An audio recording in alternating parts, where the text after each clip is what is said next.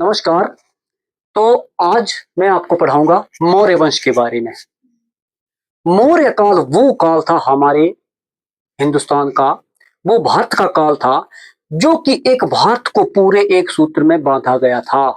क्योंकि एक ही सम्राट का पूरे भारतवर्ष पर, पूरे अखंड भारत का निर्माण जो है, वो मौर्य काल में हुआ था। तो मौर्य काल में मैं आपको बता दूं, मौर्य काल के हमारे पास दो स्रोत मिलते हैं। एक साहित्यिक स्रोत मिलता है और एक स्थापत्य कला मिलती है, जो कि लिखा गया स्रोत था। जैसे अशोक ने अपने स्तंभों में लिखाया गया था, कई गुफाओं में लिखाया गया था, शिलालेखों में लिखाया गया था। तो इस तरह से कई हमारे पास स्रोत हैं।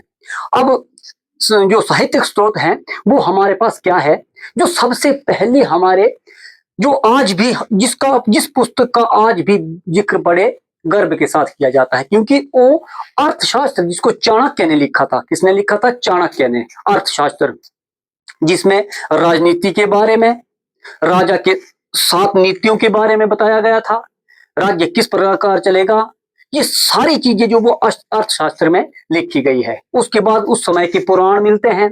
और क्या मिलता है, एक और पुस्तक है जो विशाख दत्त की रचना है। इसकी विशाख दत्त, और चाणक्य को कौटिल्य के नाम से जाना जाता है, और विष्णुगुप्त के नाम से भी जाना जाता है। किसको? चाणक्य को। आपने ध्यान से याद रखना है, क्योंकि चाणक्य को इन नामों से जाना जाता है। चाणक्य का चाणक्य नाम इसलिए पड़ा क्योंकि वो चणी ब्राह्मण का पुत्र था। उनके पिता का नाम, वो चणी ब्राह्मण का पुत्र था, इसलिए उनको चाणक्य के नाम से ज्यादा जानते हैं। वो एक बहुत ही कूटनीति के थे, कूटनीति के थे। मोटा मोटा मैं आपको बता देता हूं। जब वो नंद वंश चला हुआ था, उस समय जो सिकंदर थे, वो भारत पर आक्रमण करने के लिए आ रहे थे, यूरोप से आ रहे थे। तो चाणक्य जो है वो मगध में गया। अब वो वहां का ब्राह्मण था, आचार्य था तक्षशिला का। तो वो जब दरबार में गए, मगध के सम्राट जो धनानंद था, नंद वंश का अंतिम शासक कौन था? धनानंद। उनके दरबार में गए तो वहां पे कहा कि सम्राट, हमारे देश पर एक बहुत बड़ा खतरा आ रहा है, आपको इन चीजों में, उसका काम क्या था धनानंद का, कि नाच देखना, अपनी सभाओं में नाच लगाना, और ऐसे ही, मतलब वो राजनीति के अनुकूल नहीं थे। तो उन्होंने बताया कि महाराज, आपको ये देखना चाहिए, हमारा देश बचाना चाहिए सबसे पहले। कि राजा का धर्म, सबसे पहले धर्म क्या होता है राजा का? अपनी प्रजा की रक्षा करना और अपने देश की रक्षा करना। तो सिकंदर जो है आक्रमण करने जा रहा है हमारे भारत पर। आक्रमण, भारत जो सिकंदर था, वो विश्व विजय अभियान पर चला हुआ था। तो धनानंद को ये बात बुरी लग गई और उसको बेइज्जत करके अपने दरबार से निकाल दिया। तो चाणक्य ने मन में ये सोचा कि मैं इसका बदला जरूर लूंगा, मैं तेरे कुल का नाश कर दूंगा, मैं तेरे साम्राज्य का नाश कर दूंगा। तो वो वहां से चले गए और उन्हें फिर काफी समय वो वहां से निकल गए, और चलते चलते कई खोज करने लगे कि कोई ऐसा आदमी मिल जाए जो कि मैं ऐसा तैयार करूं, ऐसा प्रोडक्ट तैयार करूं कि इस पूरे साम्राज्य को अपने अधीन कर ले। तो वो उसे एक बच्चा मिला। बच्चा कौन था?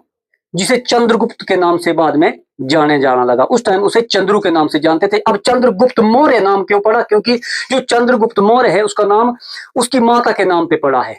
उसकी माता का नाम मूरा था, इसलिए चंद्रगुप्त का जो नाम है वो चंद्रगुप्त, बाद में मौर्य पड़ा। तो वो जब वहां गए तो वो कौड़ियों के नाम दाम बिकता था। आपको पता है उस समय मजदूर को बेचा जाता था, दास प्रथा थी, मजदूरों को बेचा जाता था, दासों को बेचा जाता था। उन्होंने तो उसको, उस टाइम जो मुद्रा थी वो पड़ में होती थी, तो 10 पड़ में खरीदा था चंद्रगुप्त मौर्य को चाणक्य ने। और फिर ऐसा तैयार किया, पूरी उसको शिक्षा दी, पूरी राजनीति की शिक्षा दी, अर्थशास्त्र की शिक्षा दी, और उस वंश का, नंद वंश का नाश करके मौर्य वंश की स्थापना की है।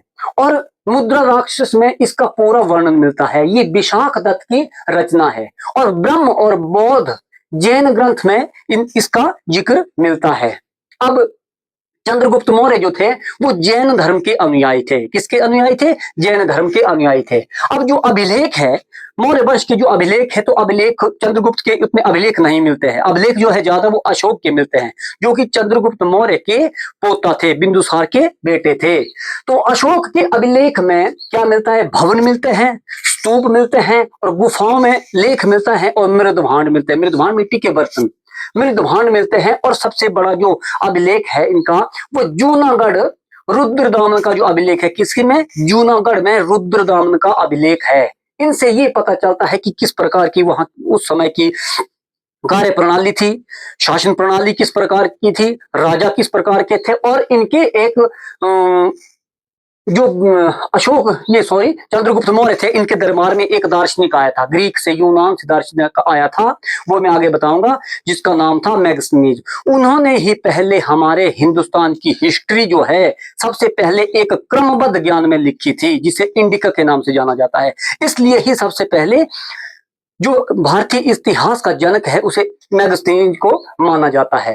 तो आगे मैं बताता हूं। तो जो बौद्ध ग्रंथ है और जो जैन ग्रंथ है उसमें चंद्रगुप्त को शूद्र कहा गया है, ये क्षत्रिय कहा गया है। और जो मुद्रा राक्षस है, जो विशाख दत्त की रचना है, उसमें शूद्र कहा गया है। लेकिन चंद्रगुप्त मौर्य जो है एक शूद्र परिवार से थे, शूद्र परिवार से थे। तो वो बहुत ही अखंड भारत की उन्होंने रचना की थी। अगर चंद्रगुप्त के समय में बाबर आता तो एक लिफाफे में बंद करके जेब में डाल लेता चंद्रगुप्त मौर्य, इतनी शक्ति रखता था चंद्रगुप्त मौर्य।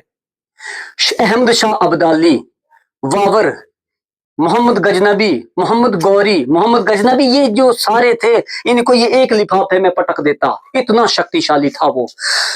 अगर उस समय ये शासक अगर हिंदुस्तान पर आक्रमण करते तो वो उनको ऐसे मार के भगाता, ऐसे मार के भगाता जैसे पागल कुत्ते को लोग भगाते हैं, उसी तरह भगाता। इतना शक्तिशाली था चंद्रगुप्त मौर्य। लेकिन इतिहास में चंद्रगुप्त मौर्य का नाम उतने शान से नहीं लिया जाता है, क्योंकि एक शर्म की बात है हमारे इतिहास में कि वो एक शूद्र था, एक शूद्र था। कोई ऐसा नहीं कहता मैं चंद्रगुप्त मौर्य का वंशज हूं, मैं सम्राट अशोक का वंशज हूं, ये कोई नहीं कहता।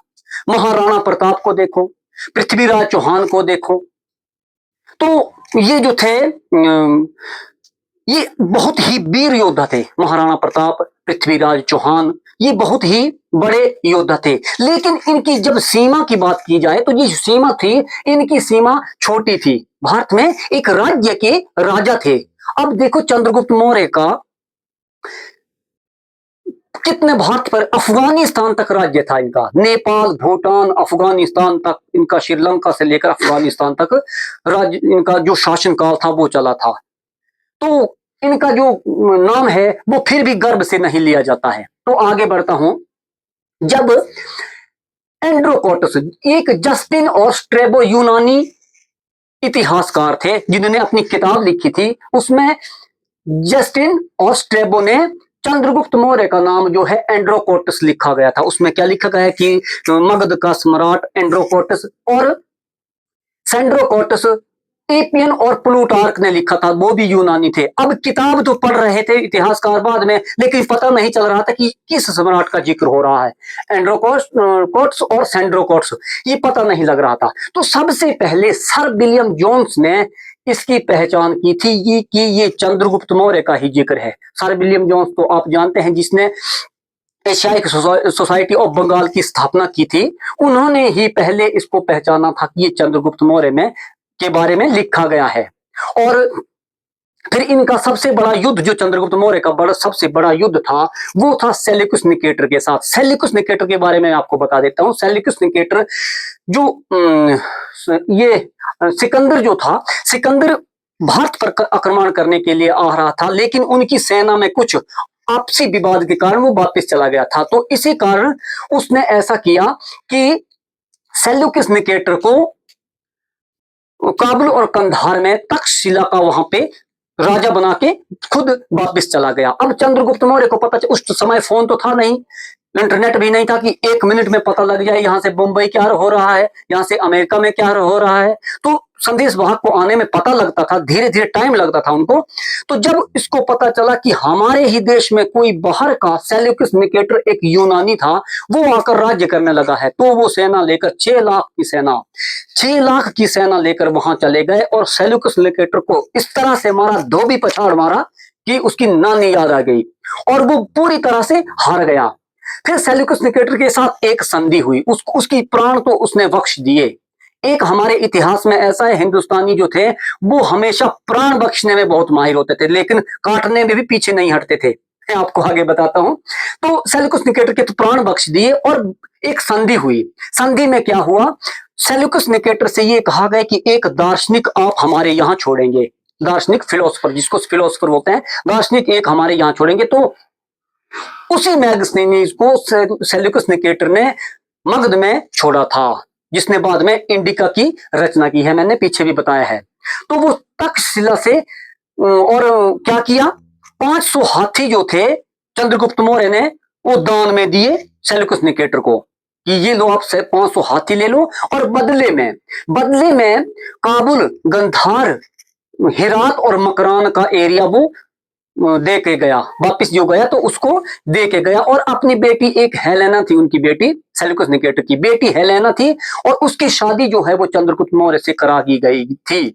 और पहली बार जो जस्टिन प्लूटार्क ने थे, उन्होंने बताया था कि चंद्रगुप्त के पास 6 लाख की सेना थी। तो मैंने बताया है, आपने ये भी छोटे छोटे पॉइंट जो याद रखने होते हैं। पहले किसने बताया कि 6 लाख सेना थी, जस्टिन प्लूटार्क ने। किसने बताया था, जस्टिन प्लूटार्क ने अपनी पुस्तक में यह लिखा है कि चंद्रगुप्त मौर्य के पास 6 लाख की सेना थी। अब पूरे भारत में जो राज्य करता था, एक महासम्राट था, उसके पास सेना तो ज्यादा होगी, क्योंकि छोटे छोटे राज्य होते थे, जैसे हमारे चंबा का राजा होता था, कांगड़े का राजा को, तो उनकी सेना भी कुछ ही होती है, 1500, 2000, 3000, कईयों के पास 20-20, 25-25 हजार, जो आगे के पंजाब के प्रांत के राजा जैसे नीचे। तो इसके पास 6 लाख की सेना थी। तो इसने पूरे भारत को अपनी सेना से रौंद दिया था, सबको हरा दिया था, और पूरे भारत पर अपना परचम लहराया था।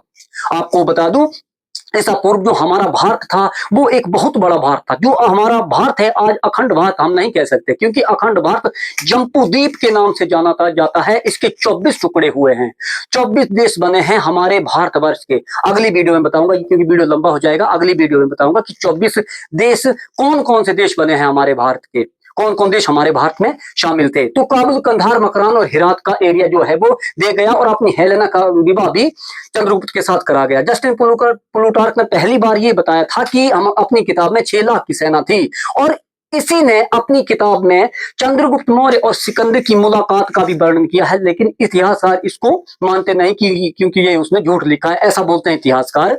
तो आगे बढ़ता हूं। चंद्रगुप्त मौर्य फिर बाद में ये जैन धर्म के अनुयायी थे, तो ये भद्रबाहु के साथ 298 में श्रवण बेलगोला में चले गए। अब बूढ़े हो गए थे, तो अपना राजपाट जो है बिंदुसार को देके खुद कहां चले गए, बेलगोला में। श्रवण बेलगोला में जाकर उन्होंने अपने प्राण त्याग दिए थे, प्राण त्याग दिए थे एक विधि के द्वारा।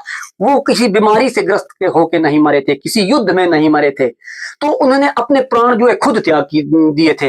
एक विधि है जिसे संलेखन विधि या संथरा विधि कहा जाता है जैन धर्म में। जैन धर्म में कौन सी विधि याद रखना आपने, संलेखन या संथरा विधि। उसमें क्या करते हैं कि कई दिन तक अन्न और पानी त्याग देते हैं, और आदमी धीरे धीरे मर जाता है। तो इस विधि को संलेखन या संथरा विधि कहा जाता है। भद्रबाहु जो है वो दिगंबर परंपरा के संस्थापक थे। भद्रबाहु किसके संस्थापक थे, दिगंबर परंपरा के संस्थापक थे। उसके बाद आते हैं बिंदुसार। बिंदुसार, ये चंद्रगुप्त ने अपना कोई विशेष नाम नहीं रखा था, विशेष नाम नहीं रखा था, क्योंकि वो एक गिरी हुई रोटी से लेकर एक सम्राट बना था।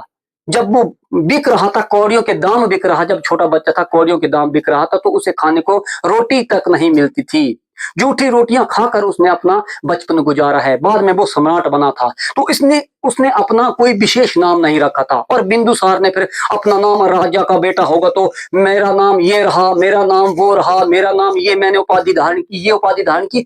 तो फिर बिंदुसार ने एक उपाधि धारण की थी जिसे अमित्र घात कहा जाता था। मतलब अमित्र, दुश्मन का नाश करने वाला, अमित्र घात। और सिंहसेन, सिंह को, शेर को मारने वाला सिंहसेन की उसने उपाधि धारण की थी। और उस समय एक विद्रोह हुआ था, एक विद्रोह हुआ जब उनके राज्य में विद्रोह हुआ, तो उसने अपना एक बेटा था उनका, उन्हें अपने बेटे को भेजा, सुसीन को अपने बेटे को भेजा, और विद्रोह शांत करने के लिए। लेकिन सुसीन जो है वो अपने उस मकसद में नाकाम रहा, वो विद्रोह उससे शांत नहीं हुआ। तो फिर उसके बाद उसने अपने दूसरे बेटे अशोक को बुलाया। किसको बुलाया, अशोक को बुलाया, अशोक को बुलाया। तो अशोक ने वहां पे जब अशोक गए विद्रोह में, तो उन्होंने ऐसा इतिहासकारों का कहना है कि बिना लड़े ही विद्रोह शांत हो गया था, क्योंकि जनता में इतना खौफ था, अशोक का इतना खौफ था कि सब डरते थे कहीं काट ना दे, मार ना दे, इतना खौफ था। आगे मैं पूरा बताता हूं आपको।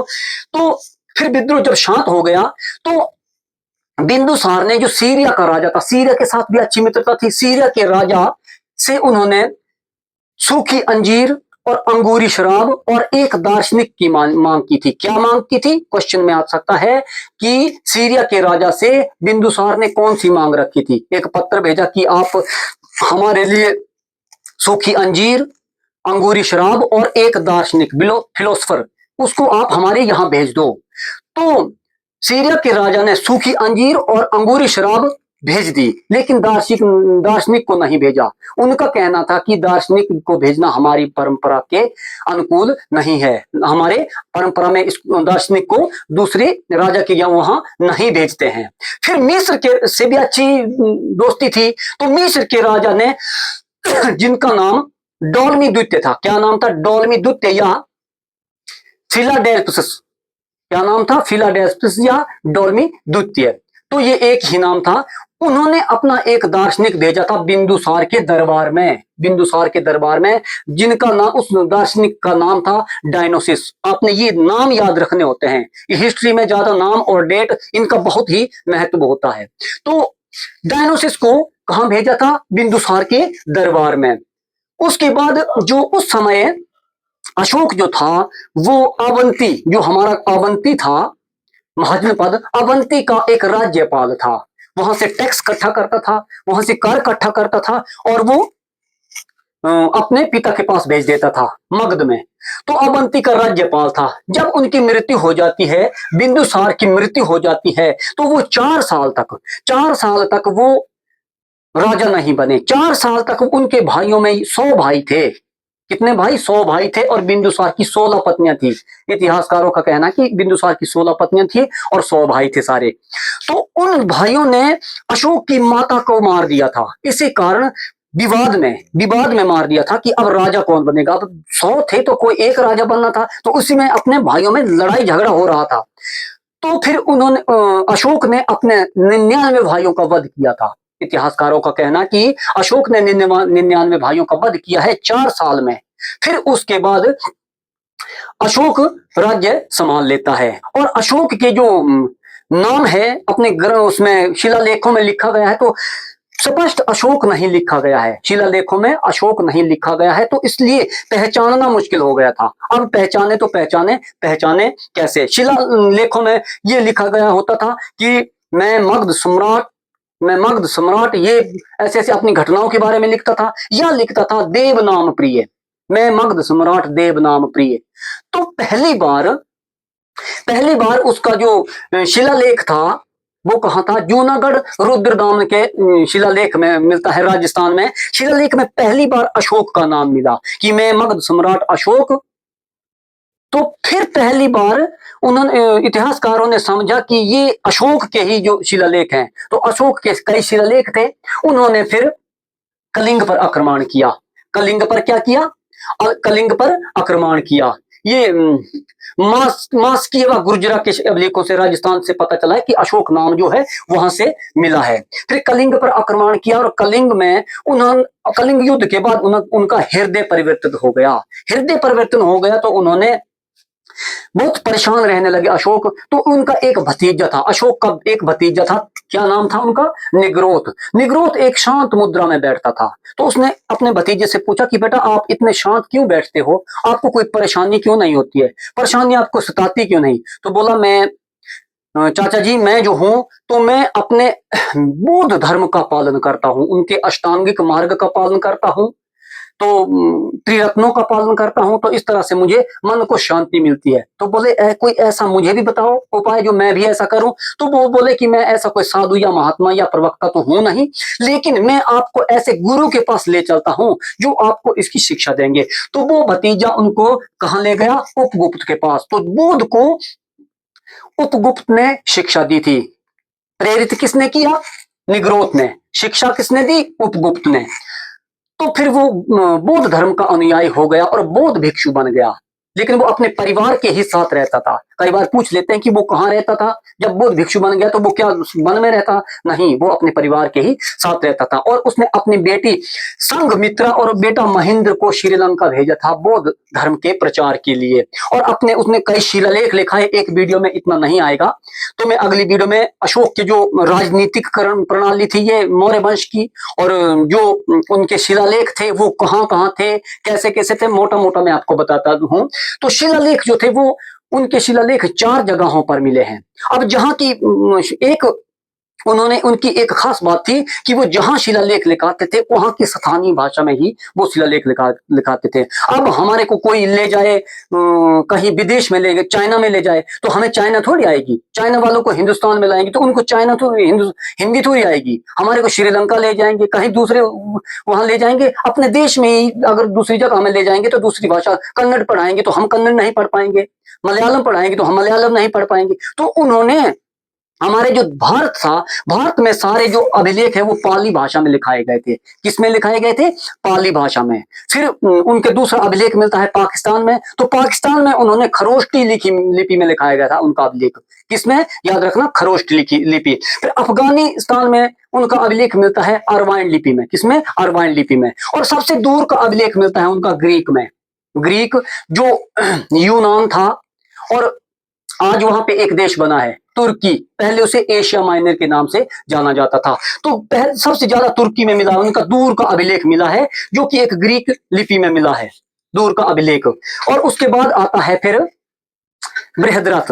बृहद्रथ के कुछ ज्यादा उसने कोई ऐसा कुछ नहीं किया है, इसलिए उसके प्रश्न भी कम बनते हैं। तो बृहद्रथ को उसके ही सेनापति, एक सेनापति था जिसका नाम था पुष्यमित्र शुंग। तो पुष्यमित्र शुंग ने उसे एक वन में शिकार खेलने के लिए गए, तो वन में ही उनका वध कर दिया और सारा शासन अपने अधीन कर लिया पुष्यमित्र शुंग ने। तो पुष्यमित्र शुंग एक ब्राह्मण थे, तो वो सेनापति थे, उन्होंने ही बृहद्रथ का वध करके सारा प्रशासन जो है वो अपने अधीन कर लिया था। पुष्यमित्र ने उसको क्यों मारा था वो भी मैं अगली वीडियो में बताऊंगा, क्योंकि बौद्ध भिक्षु के कारण उन्होंने उसका वध किया था।